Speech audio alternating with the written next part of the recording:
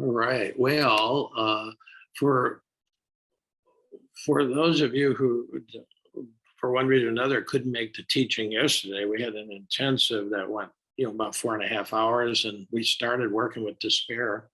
I'm just going to give you a quick update, and then we'll go a little further. For those of you who were here yesterday, well, we'll go a little further, uh, and we'll still be working with despair for another week. So next Sunday we'll do have our last talk on despair.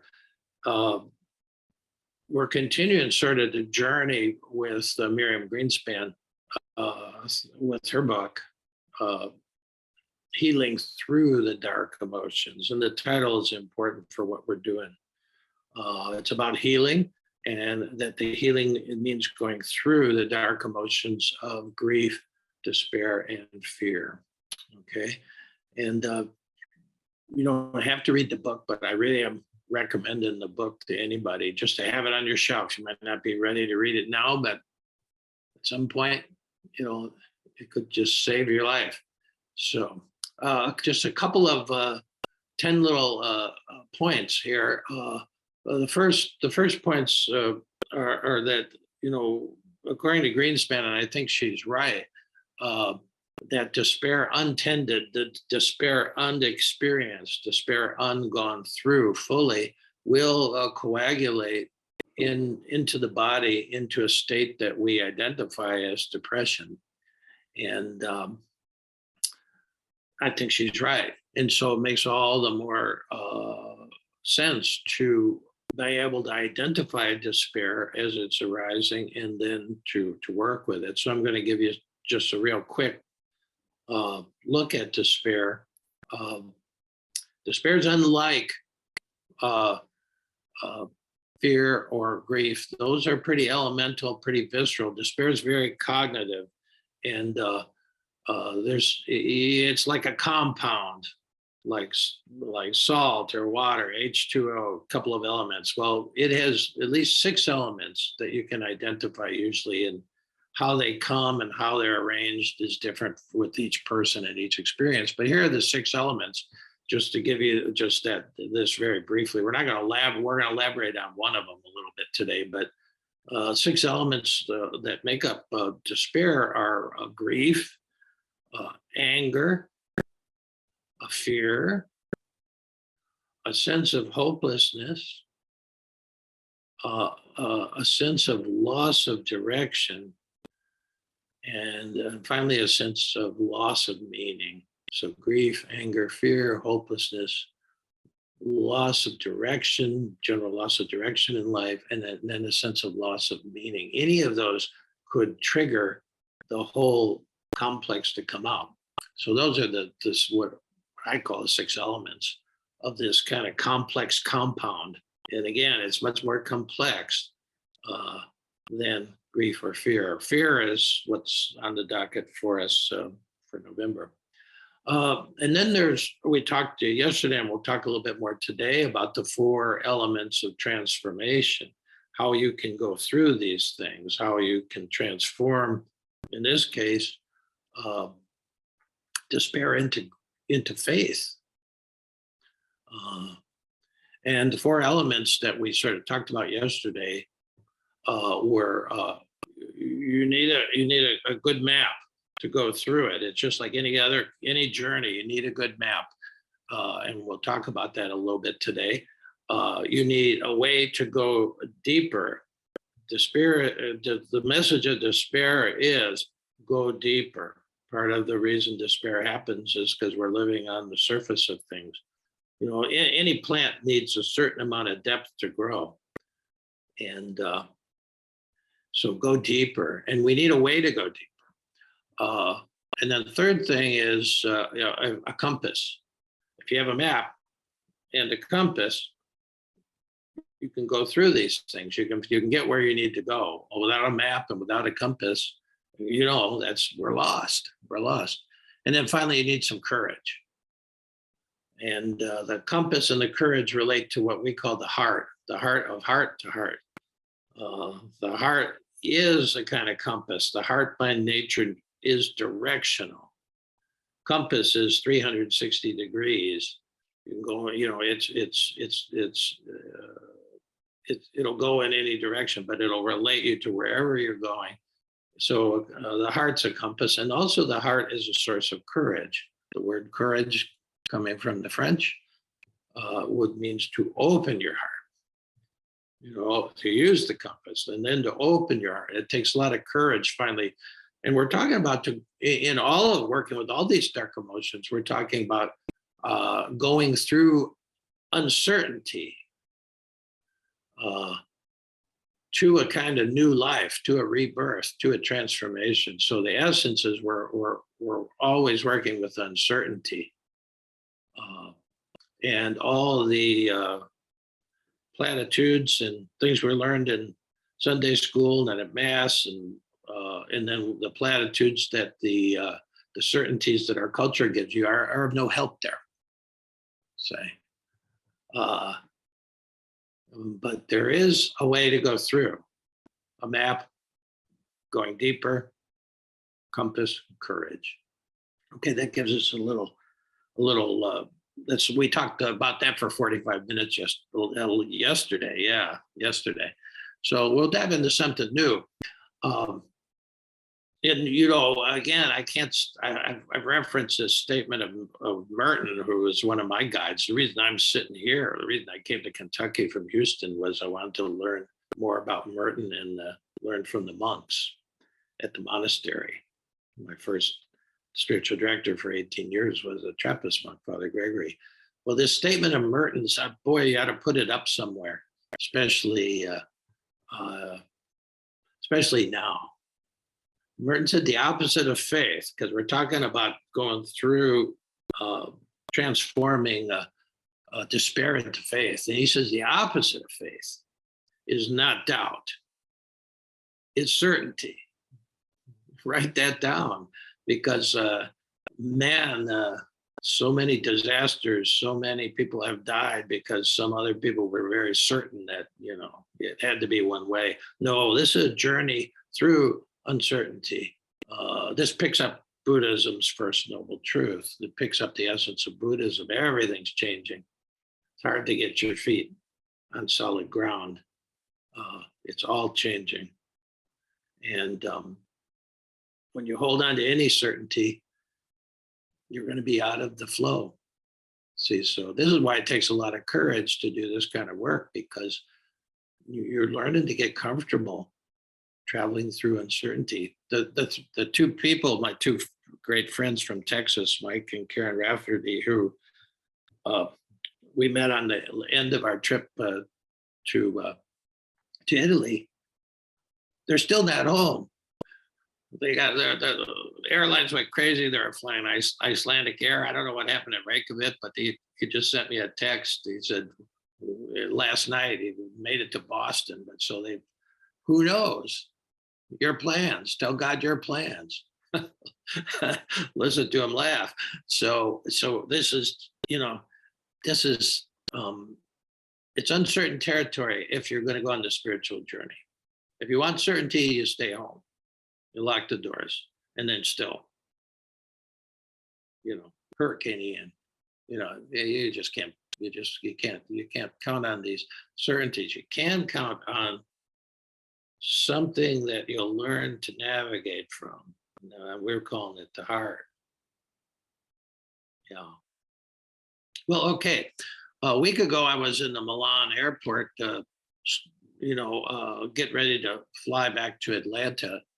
And I started this poem. Something happened. I started this poem. And I just finished it this morning. That's the way poems are, they keep changing. You don't ever, you start a poem, you think you're going to church, and you end up going to the dog races. And so this poem was sort of like that. So this is how it goes. And it'll make some sense of having Dylan there and doing Blowing in the Wind. We'll bring all that in. We were hustling and schlepping our bags through the Milan airport when I saw a life-size picture of the young, freewheeling Bob Dylan with a quote written just to the left of his head that said, "Chaos is a friend of mine." I stopped dead in my tracks and called Pam back to snap a photo of me standing beside the picture. Somehow my soul knew it was an iconic moment. Maybe the reason for the whole trip. In the morning during meditation, that picture floated back up to me, and I knew it was a perfect image to segue back into working with the heart to heart community on the dark emotion of despair. Chaos is a phrase. Chaos is a phase of what I call the sacred roundabout. It's a kind of view that comes from deep cultures from long time. 4,000 years ago, this view of the universe existed. I just call it the sacred roundabout. It's a kind of different map than we have in our culture. Chaos is just a phase of that. To alchemize despair into faith, which is what we're trying to learn, to alchemize despair into faith, you need an accurate map of the way the cosmos and your individual life unfold into being. The sacred roundabout is the best map I've found. If I had a better one, I'd be sharing it with you. And it's a circular map that goes in 4 phases. Yesterday, I had a picture of the mandala that I have in the center of the Zendo here. And mandalas are squares, but they're circles too. You know, they used to say it was impossible to square the circle, or et cetera. But the Tibetans, especially the great mandala makers, they always have this 4-part kind of thing, and they relate to these to this sacred roundabout. And the four phases of it are order, usually at the top of the mandala, and then is going around the circle to the right, disorder, and then as you go to the circle at the very bottom, emptiness, and then as you come back up the circle, reorder, and then you're back to order again. So order, disorder, emptiness, reorder, order, disorder, emptiness, reorder. What we call chaos is just a disorder that's necessary for the sacred to evolve a new life out of the old one. What if we simply stop resisting the chaos in our lives? What if we stop fighting it, fleeing it, or trying to fix it? What if we stop resisting the pain that is the rent we must pay to unfold a life of wisdom and compassion? What if we could say, like Dylan, chaos is a friend of mine? Let's take a couple of minutes to unpack that. That this poem will be on the Monday morning mailing. Chaos is just a phase of what this the sacred wheel of time. There's a thing on, I think it's Amazon Prime Video. It's called The Wheel of Time. It's coming around again for the 2nd season. But chaos is just it's that beginning of disorder where the order falls apart, as it will. What order has lasted? What empire has lasted? If you know history. And so, and this is a very Buddhist view too. The Buddha hopped right into it because he was coming out of the oldest culture in the world, the Hindu culture.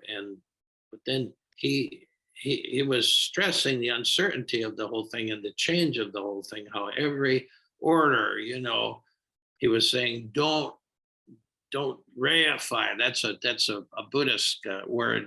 To reify something is to make something so like king. That's where how it got translated in English. Ray meaning, like king. You don't make it into something that's going to last forever because nothing does. So don't do that with any moment. Don't do it with your own life. Say so. So it's a phase, and this is the most important phase, I think, in the beginning of spiritual work, because you realize when things fall apart, uh, is well, as Dylan says, in the title, this title of this poem, "Chaos is a friend of mine." Well, you got to unpack that. When you think of, if I say, Ron is a friend of mine, or Jill is a friend of mine, or Deb is a friend of mine. When you say that, there's the idea that the friendship goes both ways, you see. And so when Dylan's saying chaos is a friend of mine, he's actually saying chaos is good news. It's a friend. Well, that's not the way we look at it. It's not the way we look at any change in in our lives. I mean, I'm as big a control freak as there are, and what I've learned over the years is that probably the definition of suffering for human beings is when we lose control of the moment. I can just imagine my friend Mike, being stranded for three days, and they keep changing the things. I don't know what happened. I haven't talked to him, but the suffering is when we feel out of control. And so part of this game, if you're on the spiritual journey, is learning to be comfortable and learning. First of all, this is also connected with despair. When your illusions fall apart, like the illusions that you can control your life, the illusion that you can build a life that's free of pain, an illusion that you know that you're going to live forever, an illusion that things are going to just keep getting better and better. These are illusions, and as illusions crumble, we feel grief, we feel anger. It's not just grief is just not for when people die. It's tricky. It's where when illusions die, and the big illusion of control, that you could control things, and how boring it would be if you could. Think about that. Yeah. So it's just a phase, but it's an important phase because this, going from order and then things start to fall apart. At that point, I really think that's the source of all addiction. That's the place where we're going to take something to ease the pain, or we're going to take something to distract us from the pain, because the dark emotions, we're not kidding anybody, they are painful. When you lose somebody, grief, it's painful. When you lose certainties and lose control, painful. When you're afraid, when you're threatened, it's painful. So that's one of the reasons they're called dark. But I think a deeper reason that despair is called a dark emotion is because we don't know about it, and you can't figure it out. You were trying to fight it, flee it, or fix it, and you can't fix you can't fix despair. You can go through it, you can alchemize it, you can transform it, but you can't fix it. Take it from somebody who tried to fix up a marriage twice. Doesn't work. You can't fix it when things are breaking down, and they needed, our marriage needed to fall apart twice because it just was off the track. We were out of tune, fell apart. I was told the group yesterday, one of the strangest things about Buddhism is at the end of the Heart Sutra, which is supposedly the integration of 84,000 teachings of the Buddha. The Buddhists chant 3 times a day: fall apart, everything falls apart, the whole shebang falls apart. Hallelujah. I couldn't get it at first. I couldn't get it for more than a decade, but there's just saying that something new can happen. That's how It's how the cosmos has created itself and how it continues to create itself. Stars are born, stars collapse, they burn out. This is constant change. So constant creation, falling apart, emptiness. Now, emptiness, if you could say, Dylan didn't say this, but there's one Tibetan that I knew had in my kitchen one time. He basically intimated. He said, "Emptiness is a friend of mine." Well, again, if you're really looking at that equation, well, empty. There must be something friendliness about emptiness. Yeah, yeah, and certainly the Tibetans understand this probably better than any of us because they've lost the whole country. 6,000 monasteries. There's 4 left. Most of them are living in exile or living in prison in old Tibet, and so they understand this sense of emptiness. Yesterday, as Susan Packard mentioned this, she said, you know, the bottom of the circle is emptiness. And she said, that's really the only, when you go into 12-step recovery, she's in 12-step recovery, until you hit bottom to where your emptiness means you're empty of any kind of solutions your mind can manufacture to control the addiction. Until you run through all of those and you're out of luck. You have nothing until you hit bottom and empty. You can't start coming up towards that third phase, which is a kind of rebirth, a resurrection, a reordering of your life, you see. It's quite profound. And then that new order becomes the order at top, but goes around. So it calls you to be ultimately awake and flexible, and it takes a lot of courage. It takes a lot of courage.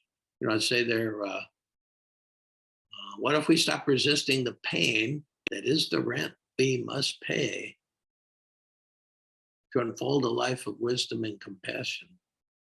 Thinking of pain, as I grow older and limping around, and then, you feel physical pain. I really have to consider it the rent that I'm paying to just be on this planet as a human being and to let my life unfold. Yeah. And that changes your view even of physical pain, to change mine, when you look at that way, this map, they really helps it. That's the map part. And just that in itself, but then the change of your attitude towards it. Dylan's in Blown in the Wind. Dylan, he asks 9 questions, and then he says 3 stanzas of threes, and then he says, the answer, my friend, is blowing in the wind. The answer is blowing in the wind. And then he'll go on and do 3 more questions. They are all sort of interesting rhetorical questions, but he's got questions. And he says, the answer is blowing in the wind. That's just, the song is 60 years old now, and it still touches something in people. And to say the answer is blowing in the wind, you got to get out of your house to feel the wind. You got to get out of your comfortable space to feel the wind. And you can't catch the wind. If you had a box, wind blows in it, you put the lid on it, you don't have wind anymore. You see, it's quite an interesting thing. It's so suggestive, and that's why this song will last for a long time, I think. He's saying, yeah, you got to have questions, and the answers are there, but you can't find them in a book. You can't find them in your house in a way. And the house is always a symbol for the head, It's what separates us from all this. And it's really great to have a roof and all that, but we're going to be talking about how nature plays into this probably next week. But Einstein, towards the end of his life, the guy who asked more interesting questions. And again, Merton said, hey, I don't have answers, but I do have a lot of really interesting questions. Again, that sense of questions are more important than the answers and certainties. Well, Einstein was asked toward the end of his life what the most important question he ever asked was. You might know this. You should know this. He said, oh, that's easy.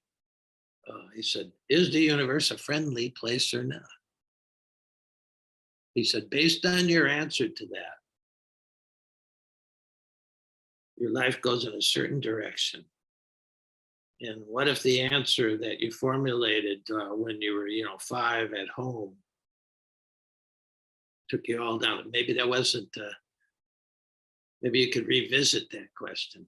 Because all these people that mean so much to me, and as you start to study this stuff, they agreed with Einstein. Yeah, it's friendly. A lot of ugly, dangerous things going on. Doesn't mean that's, but the cosmos itself, this wheel, this view, it comes from the sense that there's a, because when the old Buddhist that I had in the kitchen who was explaining emptiness to me when he got to it, there was such a warmth in it. The Buddhists see the friendly nature of it. We think, oh, my gas tank is empty, or my credit, my bank balance is empty. Yeah, that is a certain kind of emptiness that's painful. But the sense of what we can trust, that you could trust the universe. That was probably formed for all of us before we even hit school and could even think about it. We just had a basic feeling of whether the universe, and to many of our houses, the universe wasn't a friendly place. The universe of our house, it was sort of scary, you see. But revisit that question. Einstein did his whole life, and he said yes.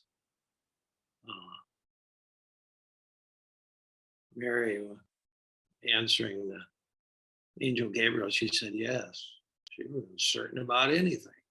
It was a remarkable thing to ask of this little teenager. And she said, okay, all right, yes, yeah. Interesting to think about these things. All right, well, I think that's enough to take into the silence for today on despair.